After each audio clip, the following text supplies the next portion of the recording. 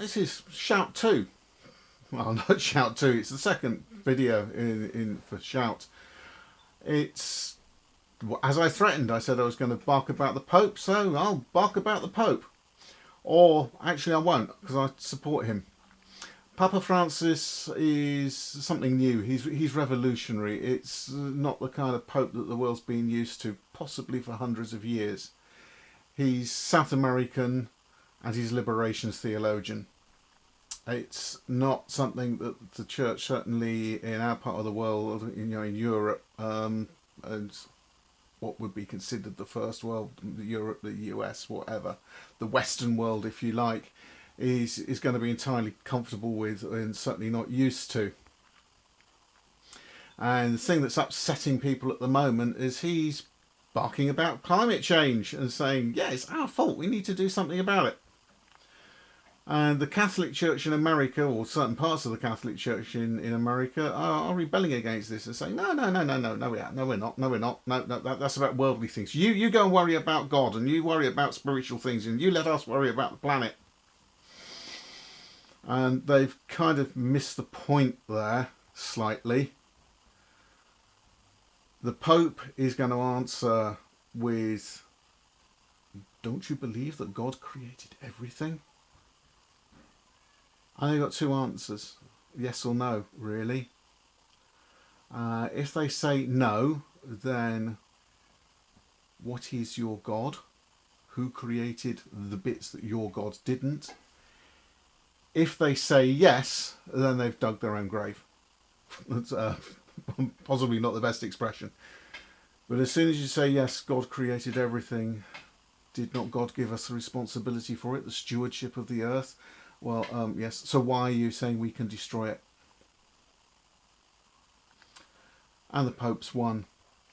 Certainly, I don't think that his predecessor, dear old Pope Benedict, would have dared be this revolutionary.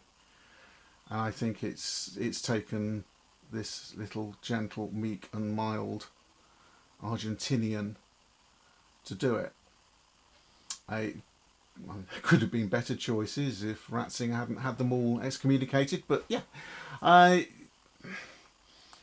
he is essentially in touch with the whole notion of God as creator and of the human race as custodians. And this is what he is very gently trying to say, that if you want to be one of God's people, okay, we might do Desmond Tutu some other time. What? Only Desmond Tutu can. But he's saying, if you want to be part of the community of God, in God's own creation, then you need to look after it. And his detractors, or I don't know whether detractors might be a slightly strong word, but those who at the moment are saying, oh no, he should keep his mind purely on matters of the church and matters of faith, are kind of missing the point that all he's saying is, this is making you uncomfortable. You have to recognise that and you have to manage it. This is part of your faith. Protecting the world, protecting the environment, protecting the cosmos is part of your faith.